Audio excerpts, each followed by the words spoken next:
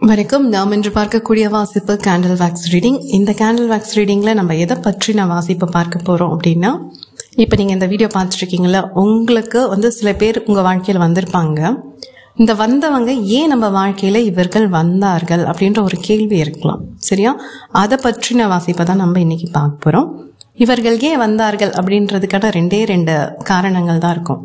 ஒரு ஆன்மா நம்ம வாழ்க்கையில வருது அப்படின்னா, நம்மளோட வாழ்க்கை ரொம்ப சுமாராக போயிருக்கு அப்படின்னா அதை சூப்பராக ஆக்கிறதுக்காக வரும். இன்னொன்று ரொம்ப சூப்பராக போயிட்டு இருக்குப்பா அப்படின்னா அந்த வாழ்க்கையை சுமாராக ஆக்கிறதுக்கு வரும். சரியா? இந்த ரெண்டு காரணங்களுக்காக தான் வருவாங்க அப்படிங்கிறது போல தான் எனக்கு இந்த வாசிப்பை எடுக்கும்போது ரெசனேட் ஆகுது. அது போன்று யாராவது ஒரு நபர்கள் உங்கள் வாழ்க்கையில் இருக்காங்க, இவங்க எதற்காக என் வாழ்க்கையில் வந்தாங்க அப்படின்னு நான் தெரிஞ்சுக்கணும் அப்படின்னு நீங்கள் பிரியப்பட்டீங்கன்னா இந்த வாசிப்பை பாருங்க. இதில் எனக்கு ரெசனேட் ஆகிற விஷயங்களை நான் உங்ககிட்ட பகிர்றேன். இது உங்களுக்கு பொருந்ததுன்னா எடுத்துக்கோங்க, பொருந்தாத பட்சத்தில் தவிர்த்துடுங்க. ஓகேவா? எஸ், இப்போ நம்ம கேண்டில் வேக்ஸ் ரீடிங் பார்க்கலாம். இந்த ஆன்மா, இப்போ நான் சொன்னேன் இல்லையா, நீங்கள் ஆணாவும் இருக்கலாம் பெண்ணாவும் இருக்கலாம். நீங்கள் ஒரு ஆன்மாவாக நினச்சிக்கோங்க. இது ஆண் பெண் என்ற உடல் சார்ந்த ஒரு வேறுபாடு இல்லாமல் ஒரு ஜோதியாக நீங்கள் பாருங்கள். ஓகேவா? இந்த வாசிப்பை நம்ம எப்படி ஒரு தீயின் ஜுவாலையை வச்சு தானே பார்க்குறோம். அதே போல் இந்த மண்டை மேலே இருக்கிற கொண்டையில் இருக்கிற விஷயங்களை எல்லாம் கழட்டி வச்சுட்டு நீங்கள் இவங்களை நேசிக்கலாம் இல்லை வெறுக்கலாம், அதெல்லாம் எனக்கு தெரியாது. ஓகேவா? இப்போ ஒரு நபரை பற்றி நீங்கள் யோசிக்கிறீங்க அப்படின்னா, எஸ், அந்த நபரை ஒரு ஆன்ம ஜோதியாக பார்த்துக்கோங்க. இவங்க அது செஞ்சாங்க, இது செஞ்சாங்க, இது போன்ற சில விஷயங்களெல்லாம் நீங்கள் தூக்கி தூரமாக வச்சுட்டு அவர்கள் ஏன் உங்கள் வாழ்க்கையில் வந்தாங்க அப்படின்ற ஒரு காரணத்தை மட்டும் தெரிஞ்சுக்கணும்னு நீங்கள் ஆசைப்படுறீங்கன்னா இந்த வாசிப்பை தொடர்ந்து பாருங்கள். ஏன்னா இப்போ இந்த ஜோதியை நான் கையில் பிடிச்சிட்டு இருக்கும்போது இந்த கோபம் அதெல்லாம் வேண்டாம் அப்படின்ற மாதிரி தோணுது. சரியா? யாரோ ஒருத்தவங்க நம்ம வாழ்க்கையில் வராங்கன்னா கண்டிப்பாக ஏதோ ஒரு படிப்பினை நமக்கு கற்பிக்கிறதுக்காக தான் வந்திருக்காங்க அப்படிங்கிறது போல தான் இந்த ஒரு வாசிப்புங்கிறது ஒரு தெய்வீக தன்மையோடு இருக்கு, இறையாற்றலோடு இணைந்து இருக்கு. ஓகேவா? ஸோ அது போல இருக்கு. அதனால தான் நான் சொன்னேன், ஏதாவது கோபங்கள் வருத்தங்கள்லாம் இருந்ததுன்னா அதெல்லாம் கொஞ்சம் தூரமாக வச்சிருங்க. அவர்கள் வந்ததற்கான நோக்கத்தை தான் நம்ம இந்த வாசிப்பில் பார்க்க போகிறோம். ஓகேவா?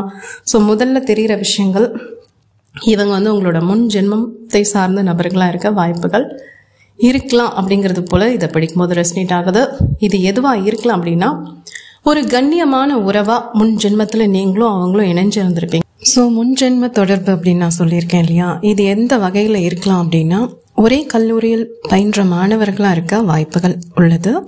அதே போல் இருவருக்கும் ஒரே குரு அமைஞ்சிருப்பாங்க அப்படிங்கிறது போல இருக்கு. இந்த கல்வி நான் சொல்கிறேன் இல்லையா, இது எதை சார்ந்து வேணா இருக்கலாம். ஒரு மருத்துவம் சார்ந்ததாக இருக்கலாம், இல்லைன்னா வேறு ஏதாவது அந்த காலத்தில் இருந்திருக்கலாம் இல்லையா.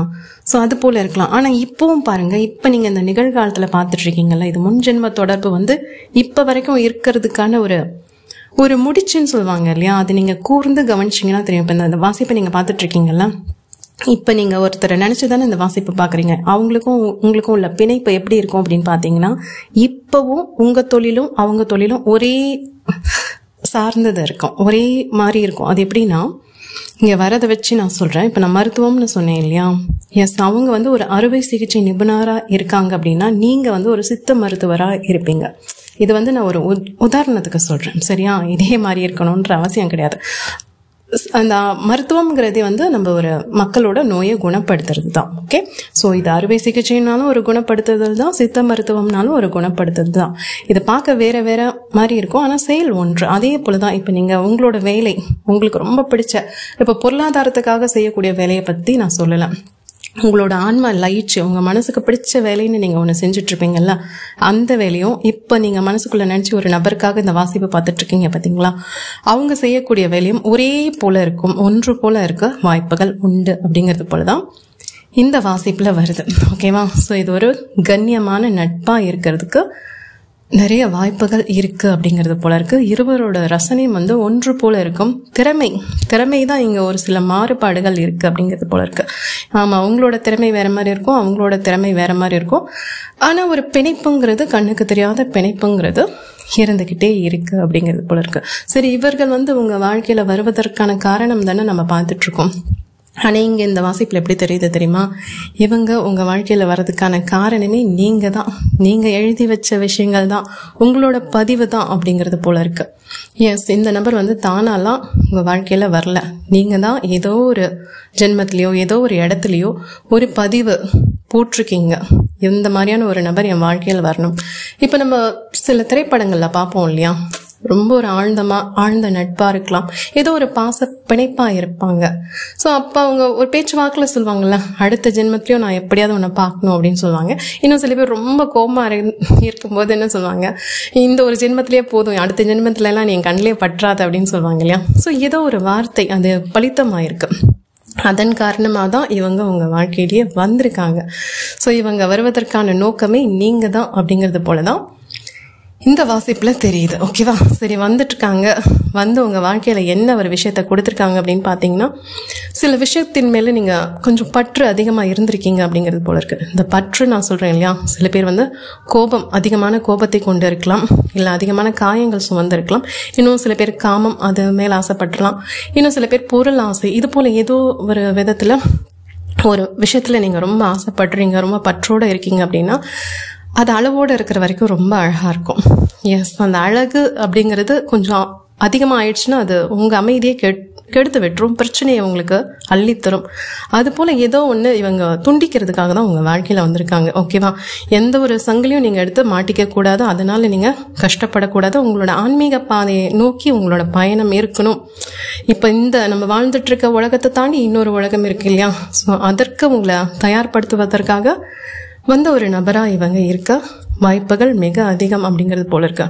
உங்களை நீங்கள் இது வரைக்கும் வெளியிலேயே தேடிட்டு இருந்திருப்பீங்க, ஆனால் இவங்க வந்த பிறகு உங்களை வந்து உள்முகமாக பார்க்க வச்சிருப்பாங்க. உங்களோட உணர்வுகள், உங்களோட ஆன்மா பேசுறதை நீங்கள் உணர்ந்திருப்பீங்க. இது வரைக்கும் மற்றவங்க பேசினதெல்லாம் நீங்கள் தூக்கி சுமந்துட்டு இருக்கலாம், ஆனால் இவங்களை சந்தித்த பிறகு உங்களோட ஆன்மா உங்ககிட்ட பேசுறது நீங்கள் உணர்ந்திருப்பீங்க அப்படிங்கிறது போல தான் இந்த வாசிப்பில் வருது. ஸோ பாருங்க எவ்வளோ பேருக்கு பொருந்துதுன்னு பாருங்க. இவங்களை சந்திக்கிறதுக்கு முன்பு, சந்தித்ததுக்கு பின்பு அப்படின்னு உங்கள் வாழ்க்கையை நீங்கள் பிரித்து பார்த்தீங்கன்னா தெரியும். அதே போல் இவங்களோட சந்திப்பு நிகழ்ந்த பின்பு நிறைய விஷயத்த நீங்கள் கற்றுட்டு இருந்திருப்பீங்க. உங்கள் வாழ்க்கையோட முன்னேற்றத்திற்காக இருக்கலாம், இல்லை மகிழ்ச்சிக்காக இருக்கலாம், ஏதோ ஒரு விஷயம், ஏதோ ஒரு படிப்பினை. சில பேர் ஏதாவது புதிய பாடத்திட்டங்களில் கூட சேர்ந்துருக்கலாம். ஸோ உங்களுக்கான ஒரு வாழ்க்கையை உண்டு பண்ணிக்கணும், ஒரு சந்தோஷத்தை நம்மளோட உலகம் நம்ம கையில் தான் இருக்குது அப்படிங்கிறத இவங்க உணர்த்துறதுக்கு தான் உங்கள் வாழ்க்கையில் வந்திருக்காங்க அப்படிங்கிறது போல தான் இருக்குது. ஸோ ரொம்ப அழகாக இருக்குது. இன்னும் சொல்லப்போனால் இது ஒரு ரயிலின் தண்டவாளம் போன்றது தான் உங்களுக்கும் அவங்களுக்குமான உறவு. இந்த உறவோட நீங்கள் சேருவீங்களா அப்படின்னு பார்த்தா இங்கே 11 தெரியுது, ஆனால் அது ஒரு தண்டவாளம் போலவும் தெரியுது. 2 விதமாக தெரியுது. நீங்களும் அவங்களும் பார்க்கக்கூடிய நேரங்கள் வந்து 11 இருக்கலாம், இல்லை ஏதாவது ஒரு நம்பர். இப்போ நீங்கள் சமீப காலத்தில் 11 எண்ணை அடிக்கடி பார்க்கக்கூடிய நபர்களாக இருக்கலாம், இல்லைனா உங்களோட பிறந்த தேதி இந்த எண்ணுக்குள்ளே அடங்கலாம். இங்கே 11 அப்படின்றா 2 கூட பார்க்கலாம், இல்லை 2 மொத்தமாக கூட்டினா 4 அப்படி பார்க்கலாம். ஸோ ஏதோ ஒன்று இந்த எண்ணுக்கும் உங்களுக்கும் ஏதோ ஒரு சம்மந்தம் இருக்கலாம், இல்லை 11ஆம் மாதமாக இருக்கலாம், தேதியில் நீங்கள் பிறந்திருக்கலாம், ஏதோ எனக்கு தெரியல, இது நீங்களே பொருந்தி பார்த்து எடுத்துக்கோங்க. ஓகேவா, நான் சொன்னல தண்டவாளம் போன்றது அப்படின்ட்டு. ஸோ உங்கள் வாழ்க்கையில் இவங்க கடைசி வரைக்கும் வருவாங்களான்னா வரதுக்கு வாய்ப்புகள் உண்டு. ஆனால் இருவரும் பாதியும் ஒரே மாதிரி நேர்கோட்டில் தான் செல்லும், முன்னோக்கி தான் செல்லும். இது பக்கத்தில் இருப்பீங்க, ஒரு மரியாதை நிமித்தத்தினால சேரவும் முடியாது. இது ஒரு மாதிரி மறைமுகமான ஒரு வேதனையை கூட உங்க இருவருக்கும் தரலாம் அப்படிங்கிறது போல இருக்கு. ஏன்னா ஒரு நெருக்கம் இருக்குமான்னு கேட்டா இல்லை, நெருக்கம்லாம் இருக்காது இந்த உறவுல. அதனாலதான் என்னவோ தெரியல, கண்ணியமான உறவு அப்படின்றது போல வந்துச்சு. இடைவெளி வந்து எப்பவுமே இருக்கும் அப்படிங்கிறது போலதான் இருக்கு. எப்பவாவது இந்த தண்டவாளத்து மேல ஒரு ரயில் போச்சுன்னா எப்படி இருக்கும், ஒரு சில நேரங்கள்ல அந்த ரயில் போகும்போது தான் இந்த தண்டவாளம் அதோட பொருளையே உணரும். அதை போலதான் உங்க வாழ்க்கையில நீங்க உங்களை உணர்ந்துக்கிறதே ரொம்ப அரிதாய் நிகழலாம் அப்படிங்கிறது போல இருக்கு. ஏன்னா இந்த வாசிப்புல தெரிகிற விஷயங்கள் என்ன தெரியுமா, நீங்களும் சரி அவங்களும் சரி இதுதான் நீங்க அப்படிங்கிற ஒரு உண்மையை உணராத நிலையில தான் இருக்கீங்க அப்படிங்கிறது போல இருக்கு. ஸோ காலம் நேரம் தான் இதற்கான பதில் சொல்லணும். உங்க வாழ்க்கையில் அந்த ஒரு தெளிவு நிலையை வர்றதுக்கு இன்னும் கொஞ்சம் சிறிது காலம் பிடிக்கும் அப்படிங்கிறது போலதான் இருக்கு. எஸ், இணையவும் முடியாது, பிரியவும் முடியாது, 2 பேரும் சேர்ந்தே தான் பயணிக்கணும் அப்படிங்கிறது போல இருக்கு. சில நேரங்களில் இந்த நட்புங்கிறது கொஞ்சம் விலகி போகும் வாய்ப்புகள் இருக்கு. ஒரு பராமரிப்பு இல்லாத தண்டவாளம்லாம் எப்படி சிதைந்து போகும்ல, அது போலதான் உங்களோட உறவும் சில நேரங்களில் சிதைந்து போகிறதுக்கும் வாய்ப்புகள் இருக்கு. ஆனால் இதெல்லாம் உங்களோட வாசிப்புல பொருந்துதான் உங்களுக்கு பார்த்து எடுத்துக்கோங்க. ஏன்னா இது ஒரு பொதுவான வாசிப்பு இல்லையா, இதுல இருந்து வரக்கூடிய விஷயங்களை நான் உங்களுக்கு பகிர்ந்து சொல்றேன்.